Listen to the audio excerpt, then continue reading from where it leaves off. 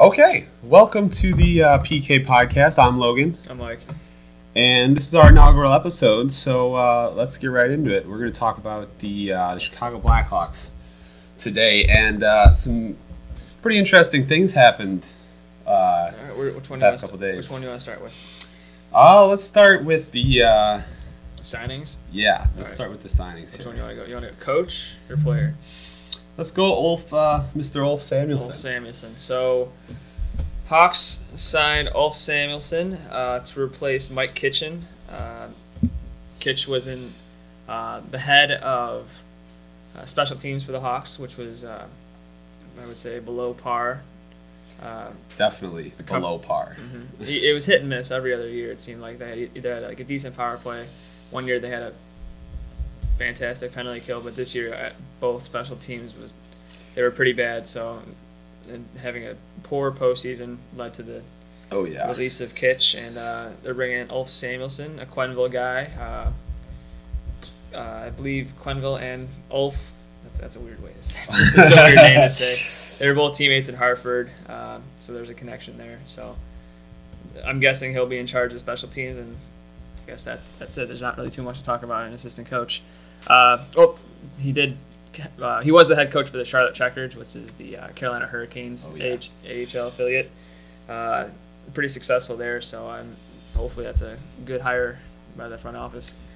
Yeah, I mean, I definitely noticed over the past, at least this past year, the Blackhawks power play was definitely subpar compared to the other teams. Now I don't know what they don't move the puck. That's why. That is true, and they kind of just stand still. Panarin's in his spot, Kane's in his spot, and they really don't have like a quarterback. I mean, I guess you could say Kane or Panarin are, but there's just no movement. Yeah, and they don't. I feel like they don't move the puck and get going fast enough. They're kind of like they are very slow. La-di-da in their own zone. Duncan Keith's very slow on breaking the puck out. But yeah, hopefully that should be fixed. I thought the penalty kill was the worst for the Hawks this year. I mean, they were at like 44% after 3 or 4 games, and it never really got back to where it was. People say, oh, well, it was 80-something% through like the last month, 2 months of the season. But I mean, overall it was bad. Yeah, for sure. It looks like they were sitting at... which I don't understand, because like in 2013, they didn't even let in a power play goal. Like for 20-something games, they're absolutely phenomenal. But players go, systems adapt, and sometimes it just doesn't work anymore. Yeah, and it looks like they were sitting at 19 overall out of the entire league in power play. Well, it was 30th for a long time. Yeah, that's obviously Colorado Avalanche in last place there. Yeah, they were very bad. All right, you want to move on to Mr. Jan Ruda? Jan Ruda. For me, I thought it was an unexpected signing. I knew they were interested, but I didn't actually think that they would get him. I mean, when you say you're interested in someone, doesn't mean you're going to get them. I mean, I'm interested in playing quarterback for the Bears, but that's not going to happen. Well, maybe you're interested in playing the kazoo. I mean, you can be interested. Doesn't mean it's going to happen. Yeah, so, I mean, I think they're definitely in need of defensemen. Right-handed defensemen. That's why I'm excited about this one. He's a highly coveted player coming out of the KHL. 6'3", 198 pounds. Right-handed. 26 years of age. From the Czech Republic. Played on the same team, same line as Michael Kempny. Another Blackhawk. Left-handed defenseman, so there could be a pairing right there out of the gates. And I like Michael Kempny, too. I did too. He was in the doghouse for a long time with Q. I mean, he's a very physical defenseman, so... Yeah. Hope there should be a good fit there, but you never know. Q likes to put young players on the bench or in the skybox, I guess you could say. He doesn't take them out there. Oh, yeah. But defensively, we really don't know what the team's going to look like next year. They're probably going to sign some guys, let some guys go. So I don't know. I hope they get some speed, though. I need a good puck-moving defenseman, and that could be what Jan Ruda is. He's more of an offensive defenseman, it looks like. I watched a couple of his highlight reels. 32 points in 46 games in the K, 21 points last year, or the year before that. So hopefully he can operate the power play. Just at least get some speed going through the neutral zone. Yeah. Just contribute a little more offensively, kind of like not Brian Campbell, but like maybe a little bit better version, a little bit younger version, a little bit faster, and a lot less quicker. expensive as well. That's definitely where the Hawks are. Do we know? Did they release how much they signed him for yet? $925K for 1 year.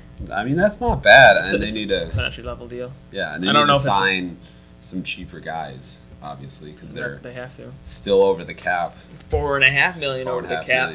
Well, I mean, when they get rid of Kruger, that'll take it down to $3 million, but they're still gonna need to lose a big piece, whether that's Anisimov, Seabrook. I'd like to see Anisimov stay. I wouldn't mind seeing Seabrook leave, but that would be another big hit to the defensive side of the. But you just signed a right-handed defenseman. Exactly. So but then you're still sitting in the same boat you are now with not enough defensemen.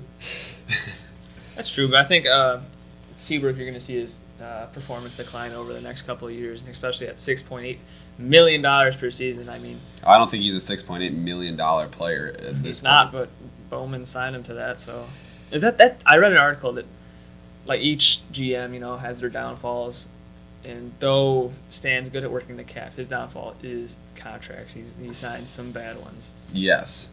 Brian Bickle, Marcus Kruger, Roosevelt is not a bad contract. He makes near nothing, but he's just a slow player. Yeah, that was. Host's contract's not bad. Well, Dale Talon signed to that, so I can't say that was Bowman. Rusty Olas or Roll. I don't even know how to say it. Rusty Olish. I'm gonna go with. I don't know how to pronounce it. I forget who they traded to get him, but he was just like a cap hit they needed to take back, and then they had to use a buyout on him. So that's a bad contract they brought in.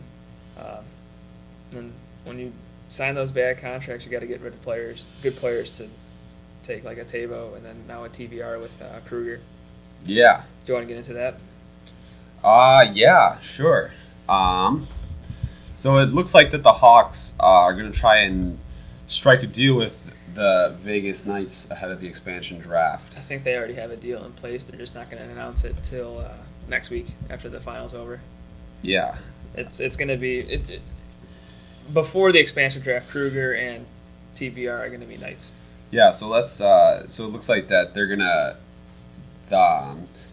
Hawks may allow the Vegas Golden Knights to select the defenseman, Mr. Trevor Van Riemsdyk, in the draft, as long as they take Marcus Kruger in the trade.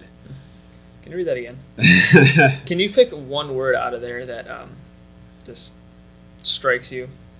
May allow the Vegas Golden Knights to select the defenseman Trevor Van Riemsdyk in the draft, as long as the Knights also take forward Marcus Kruger in a trade.